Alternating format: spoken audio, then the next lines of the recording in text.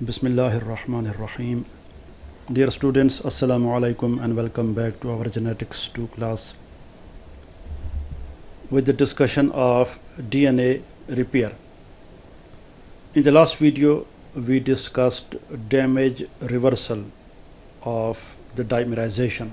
کہ اگر دو بیسز خاص طور پہ پیریمیڈین بیسز وہ آپس میں ڈائمر بنا لیتے ہیں تو اس کو کیسے ریورس کیا جاتا ہے یا اس کی کریکشن اس ایرر کو کیسے ٹھیک کیا جاتا ہے.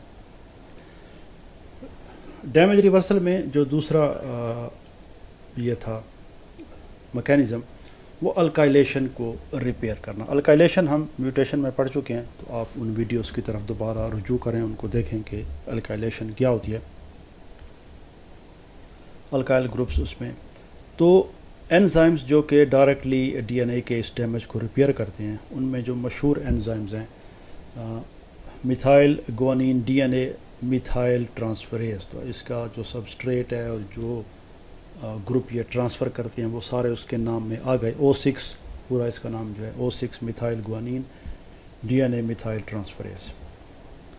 اب یہ جو میجر ڈیمیج کاز ہوتا ہے کس وجہ سے, الکائلیٹنگ ایجنٹس کی وجہ سے جو کاز ہوتا ہے یہ اس کو ریپیئر کرتا ہے. اور عام طور پہ اس کا جو میکینزم ہے, اب چونکہ ایتھائل یا میتھائل گروپ الکائلیشن میں ڈی این اے میں ایڈ ہو جاتا ہے تو یہ انہوں نے اس کو ڈی این اے سے نکالنا ہوتا ہے. کیونکہ جو پچھلا تھا ڈیمیج ریورسل ڈائمیرائزیشن کا اس میں یہ تھا کہ دو تھائمینز مثلا آپس میں بانڈ بنا لیتے ہیں تو کوئی اس میں ایڈ نہیں ہوتا, صرف یہ کیا جاتا ہے کہ ان بانڈز کو توڑ دیا جاتا ہے اور ان کی جو ایکچوئل اورینٹیشن ہے بیسز کی وہ بحال ہو جاتی ہے. لیکن اب یہاں پہ ایک باہر سے ایک گروپ ہے میتھائل یا ایتھائل, وہ ڈی این اے میں ایڈ ہو جاتا ہے تو it has to be removed. تو یہ کیا کرتے ہیں, یہ وہ جو ڈی این اے میں ایڈڈ ہوتا ہے ایتھائل گروپ یا میتھائل گروپ یہ اس کو اس میں سے نکال لیتے ہیں. تو میتھائل گوانین جو ہے یہ میتھائل گروپ اس میں سے نکالتا ہے, یا اگر ایتھائل گروپ ہوگا تو ایتھائل نکالے گا. تو اس لحاظ سے یہ آپ نے خیال رکھنا ہوگا کہ یہاں پہ میتھائل گوانین ہے اور یہاں پہ ایتھائل گوانین ہے. تو ایتھائل گوانین یا میتھائل گوانین کو یہ ایکسیپٹ کرتا ہے. تو یہ E M S ethyl methane یا اس میں دیکھ لیں جو میوٹیشن کی ہماری ویڈیوز ہیں الکائلیٹنگ ایجنٹس میں کہ یہ کیسے کام کرتے ہیں. تو اب یہ انزائم کیا کرتا ہے کہ یہ میتھائل گروپ یا ایتھائل گروپ یہ ڈی این اے سے نکال لیتا ہے, اور یعنی جس بیس کے ساتھ خاص طور پہ یہ گوانین کے ساتھ اٹیچ ہوتے ہیں تو یہ ان الکائل گروپس کو اپنے اندر اس کا, چونکہ یہ اس میں سلفر والا امینو ایسڈ ہوتا ہے سسٹین, تو یہ وہ میتھائل یا ایتھائل گروپ جو ہوتا ہے مثلا CH3 ہے اور یہ انزائم ہے, اور فار ایگزامپل یہ بہت سمپل کر کے میں اس کو بنا رہا ہوں, یہ اس کا ایک سسٹین ریزیڈیو ہے C اور اس کے ساتھ یہ سلفر ایٹم ہے. تو یہ ڈی این اے سے فار ایگزامپل یہاں پہ یہ گوانین ہے اس کے ساتھ یہ ایتھائل گروپ اٹیچ ہے تو یہ انزائم اس کو نکال کے اس کے ساتھ اٹیچ کر دیتا ہے. تو ادھر گوانین جو ہے اس سے الکائل گروپ نکل جاتا ہے یا میتھائل گروپ, اور وہ انزائم کے اس سسٹین کے ساتھ کوویلنٹلی اٹیچ ہو جاتا ہے. وہ آگے ڈائیگرام بھی آ رہی ہے.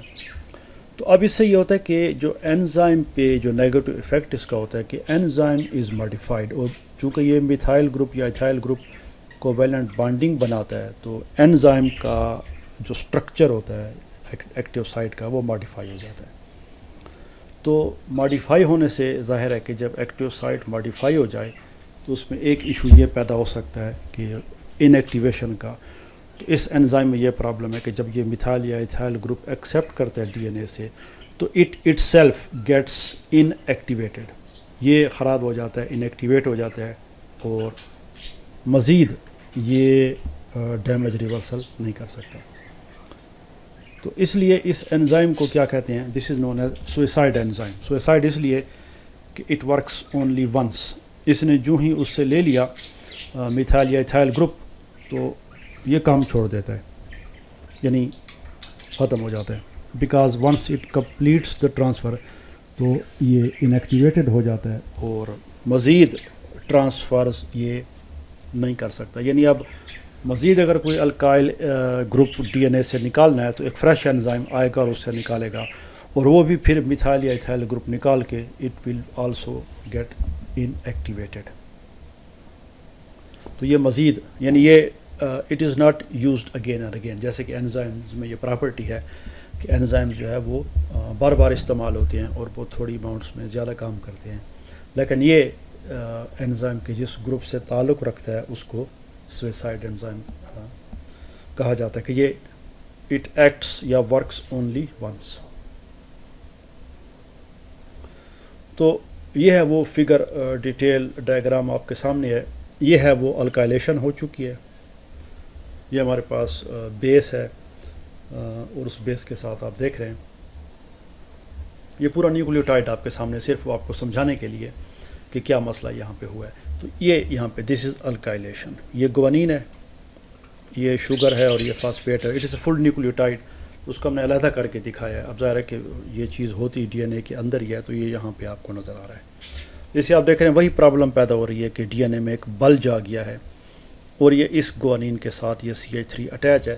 تو ڈی این اے کی اپنی جو ریگولر بانڈنگ ہے وہ ماڈیفائی ہو گئی ہے, وہ چینج ہو گئی ہے, جس کی وجہ سے ڈی این اے کا جو مالیکیول ہے اس میں آپ دیکھ رہے ہیں ڈسٹارشن پیدا ہو گئی ہے, اس میں بلج کرو پیدا ہو گیا.